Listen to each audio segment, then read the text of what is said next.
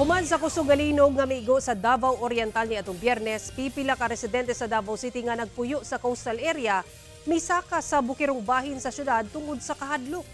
Ani report ni Argil Relator.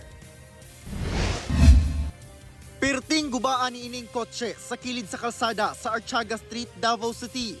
Human madatugan og poste nga gipatakilid sa magnitude 7.4 nga linog nga miigo sa Manay, Davao Oriental Biyernes sa buntag. Og natumba gayod sa dihang mitay-og ang magnitude 6.8 nga linog pagkagabi.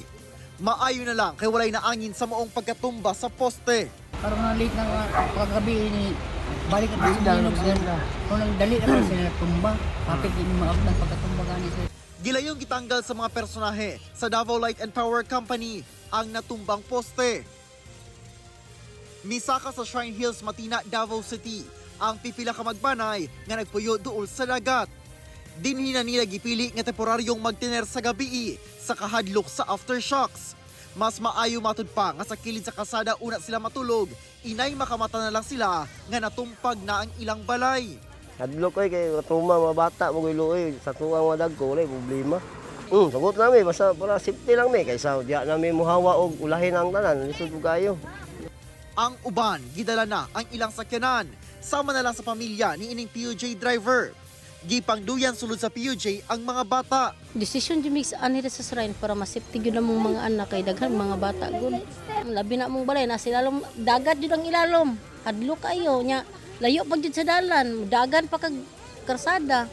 Hadlok pa kay maputol ang bridge mong latayan. Ang amo lang nga nang di mi matrap dito kung magkagubot-gubot na.